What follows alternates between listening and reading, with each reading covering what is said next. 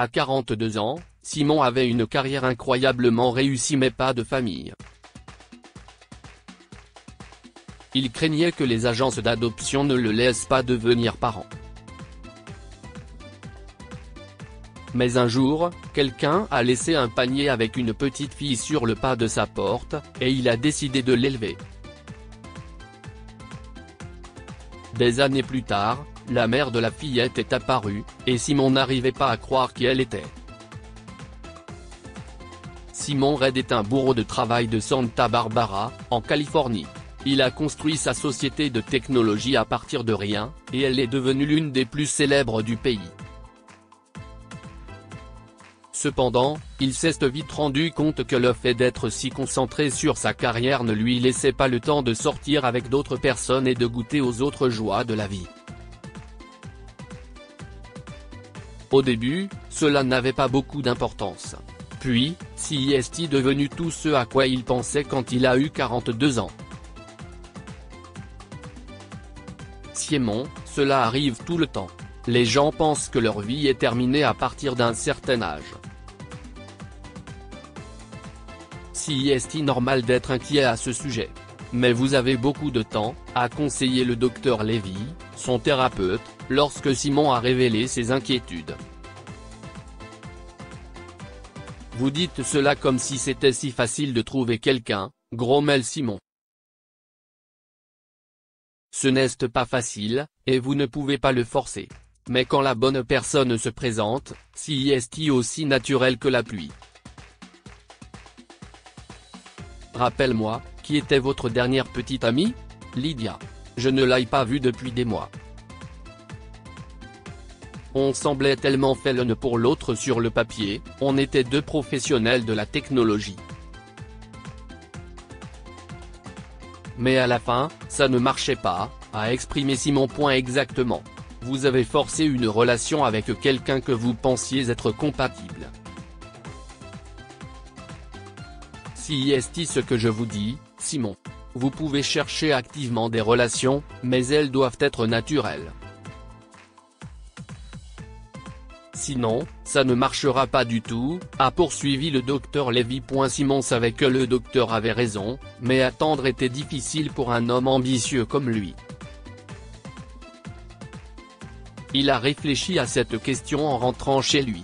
Après s'être garé devant sa maison, il s'est dirigé vers sa porte et a remarqué un panier. Soudain, un bébé s'est mis à pleurer. Quelqu'un a laissé un bébé sur le pas de ma porte, pensa-t-il incrédule.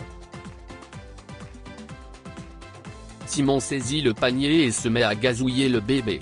Elle l'a regardé avec de grands yeux pleins de larmes et a bougé ses petites mains, suppliant qu'on la prenne dans ses bras. Alors il a pris le panier à l'intérieur et a pris la petite dans ses bras. Là. Voilà. Tout va bien. Tu vas bien. Étonnamment, le bébé s'est calmé, et sans le vouloir, Simon est tombé amoureux à cette seconde. Mais il savait qu'il devait appeler les autorités. La fille avait environ 2 mois. Elle pourrait être adoptée rapidement par de nombreux couples en attente et vivre une vie heureuse. La donnerait-il à un homme célibataire, accro au travail? Se demanda-t-il. Cela semblait impossible. Mais Simon devait essayer. Il a appelé la ligne de non-urgence et a parlé à un répartiteur sympathique. 1 heure plus tard, 2 agents se sont présentés chez lui avec une assistante sociale, Barbara. « Excusez-moi, mademoiselle. Y a-t-il une chance que je puisse adopter le bébé ?» lui demande-t-il précisément. « Vous êtes marié ?» a demandé Barbara. Lorsque Simon a répondu qu'il était célibataire, elle a froncé les sourcils. « Je ne sais pas, Mr. Reid. Cela pourrait être trop difficile. Mais ce bébé a été laissé sur mon porche. Ça doit être un signe, non? Et si ses parents biologiques reviennent? Savez-vous qui a pu laisser ce bébé ici, M. Reid? a demandé l'un des agents en entendant leur conversation. Je n'ai aucune idée. Mais j'ai juste ce sentiment que ce bébé devrait rester avec moi. Je ne peux pas l'expliquer. S'il vous plaît, Barbara. N'y a-t-il aucune chance ? Simon a plaidé auprès de l'assistante sociale. Ok, Mr. Red. Je ne peux rien promettre, mais je vous aiderai dès que ces officiers auront éclairci votre histoire. Si personne ne revient pour réclamer ce bébé, nous entamerons la procédure officielle, concède Barbara. Simon la remercie abondamment pour tout. Elle emmena la petite fille, car celle-ci devait rester dans une famille d'accueil agréée avant d'être placée plus définitivement. Quelques mois plus tard, Simon est devenu contre toute attente son parent d'accueil officiel. Barbara l'a aidé, même si plusieurs autres familles voulaient le bébé. Quoi qu'il en soit, la fille lui appartient désormais, et Simon est déterminé à être le meilleur père du monde. Maintenant, il doit choisir un nom pour le bébé. Simon a choisi John. Il n'était pas particulièrement religieux, mais John était comme un cadeau tombé du ciel sur le pas de sa porte. En cherchant des idées sur Internet, il a découvert que John signifiait don d'un Dieu miséricordieux, ce qui semblait lui convenir. Une fois que tous les papiers ont été remplis, Simon s'est plongé dans sa nouvelle vie de père et n'a plus jamais regardé en arrière. 12 ans plus tard, Simon remerciait toujours Dieu de lui avoir donné la chance d'élever John, même si elle atteignait la terrible adolescence que tous les parents redoutent. Mais il avait été un père pragmatique. La seule aide dont Simon ait jamais eu besoin était celle d'un service de nounou dans la région, et sa gouvernante, Madame Gonzalez, lui donnait parfois un coup de main. Les seuls soucis rencontrés par Simon étaient les questions de sa fille sur sa mère. Au début, il ne savait pas quoi répondre. Mais quand John a eu 10 ans, il a finalement révélé qu'elle avait été adoptée et lui a dit exactement comment il l'avait trouvée. Elle l'a bien pris, même si Simon savait qu'elle voulait encore en savoir davantage à propos de sa mère. Je suis désolé de ne pas avoir plus d'informations, John. J'aimerais pouvoir te donner plus de réponses, mais nous ne savons pas parce que ton adoption n'était pas courante. La plupart du temps, les parents adoptifs rencontrent la mère biologique, a-t-il tenté d'expliquer gentiment. Je sais, papa. J'étais juste curieuse. Peut-être que quand je serai plus âgée, elle me retrouvera, gazouillait John. On ne sait jamais. Un samedi, Simon était en train de s'habiller quand il a entendu sonner. Madame Gonzalez a regardé qui c'était, et l'a appelé en bas. Qui cela peut-il être aujourd'hui ? s'est demandé Simon, en descendant et en se dirigeant vers sa porte d'entrée. À son immense surprise, Lydia était là. Salut, Simon, a-t-elle dit doucement de l'extérieur. Elle avait un sourire poli mais nerveux sur le visage. Lydia. Waouh, bonjour. Cela fait des années. Qu'est-ce ce que tu fais ici ? A-t-il demandé, choqué par sa visite inattendue. Oui, ça fait un moment. Je peux entrer ? Se demande Lydia en hésitant. Bien sûr, entre. Madame Gonzalez, apportez-nous du thé, s'il vous plaît. Oui, Monsieur Red, a répondu sa gouvernante qui s'est précipitée dans la cuisine tandis qu'il a conduit Lydia dans son salon. Ok, maintenant que nous sommes installés, peux-tu me dire pourquoi tu es ici ? J'ai entendu dire que tu avais quitté la ville quelque temps après que nous ayons mis fin à notre relation. Que s'est-il passé ? A demandé Simon, toujours confus par la visite. Simon, je ne sais pas comment dire ça. Mais après notre rupture, j'ai réalisé que j'étais enceinte, commence Lydia. Simon l'a regardé d'un air sévère. J'ai eu le bébé, mais je ne savais pas quoi en faire. J'étais une femme professionnelle d'une quarantaine d'années. Je ne m'étais jamais imaginée en tant que mère. C'était tellement écrasant, et je ne pouvais pas le supporter. Alors j'ai fait la seule chose à laquelle je pouvais penser. Simon était stupéfait.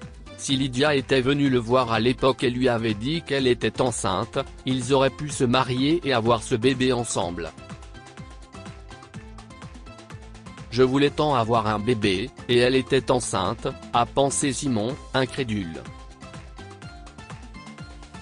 Cependant, il est sorti de ses pensées intérieures, se souvenant de tout ce que Lydia avait dit. Tu as mis le bébé en adoption? Quelle agence? J'ai des relations dans ce domaine. Je peux t'aider si tu veux retrouver le bébé. Pourquoi tu ne me l'as pas dit? J'aurais pu aider, a tiré Simon. Si son enfant biologique était là, il allait le trouver. John allait adorer avoir un frère ou une sœur. Non, Simon. S'il te plaît, Lydia s'exclame de frustration. Tu sais, pour quelqu'un qui a tant de succès, tu es vraiment stupide. Quoi? Je n'aille pas donner le bébé à l'adoption. Pas officiellement en tout cas. Je t'ai donné le bébé, a avoué Lydia. Simon était stupéfait. Il ne pouvait pas le croire. Donc ce que tu dis si est que John est ma fille? Est-ce que tu mens? Simon a dit, en commençant à avoir les larmes aux yeux. Il était heureux que John participe à une soirée pyjama dans la maison de son ami. Je ne mens pas. Si est la vérité. Je sais que j'aurais dû te le dire, et peut-être que tout aurait été plus facile pour toi. Mais des années plus tard, j'ai appris que je souffrais d'une dépression post-partum à ce moment-là. Si est pour ça que j'ai laissé le bébé sous ton porche et que j'ai disparu. Je n'arrive toujours pas à croire que j'ai fait ça, cesse-t-elle écriée, mettant sa main tremblante sur sa bouche. Simon était encore sous le choc, mais il pouvait voir des similitudes entre Lydia et John. C'était loin d'être une mauvaise nouvelle. Cependant, il n'était pas sûr de ce que Lydia voulait après avoir révélé cela. Ok, je te crois. Je veux dire, nous allons nous faire tester, bien sûr. Mais plus important, qu'est-ce ce que tu fais ici maintenant? A-t-il demandé sérieusement. Je veux revenir dans sa vie, Simon. Je veux la rencontrer. Je veux être sa mère si possible. Mais il y a autre chose, commence-t-elle mais s'interrompt. Ce que tu demandes, si est déjà beaucoup. Qu'est-ce ce que tu veux d'autre? Interrogea-t-il, méfiant à présent. Je veux qu'on reprenne notre relation. Nous avons la cinquantaine, Simon. Je ne veux plus être seul. Ne te méprends pas. Jamie toujours être une femme de carrière. Mais s'il y a une chance que je puisse avoir une famille, je veux la saisir, a avoué Lydia avec émotion. Simon ne pensait pas pouvoir être surpris davantage après avoir découvert que John était sa fille biologique. Mais maintenant, Lydia lui offre ce qu'il avait désespérément cherché il y a 12 ans. Il ne savait pas quoi dire quand elle a repris la parole. Je sais que si est beaucoup demandé. Mais je veux que tu l'envisages pleinement. Nous pourrions être ensemble et continuer à élever John comme une famille heureuse. Mais si tu ne veux pas de ça, je vais aller au tribunal pour récupérer ma fille, a soudainement admis Lydia. J'ai la preuve que j'étais mentalement malade quand je l'ai laissée, et mes avocats ont dit que je pouvais obtenir sa garde. Simon l'a interrompu avec un rire. Il savait qu'il y avait un piège. Comment oses-tu venir dans ma maison et exiger une telle chose? Ce n'est même pas une demande. Si est une menace. J'allais te laisser la rencontrer sans problème, mais tu penses vraiment que tu peux gagner au tribunal après 12 ans d'abandon? Je ne sais pas quel avocat tu as, mais si est un charlatan. Simon, calme-toi. Je ne me laisserai pas parler comme ça. Cette fille est ma fille, a crié Lydia. Je crois que tu oublies que tu viens de me dire qu'elle est aussi la mienne. Maintenant, sors de chez moi avant que j'appelle la police, et ne t'avise plus de t'approcher de nous, cria Simon, en pointant du doigt la porte d'entrée.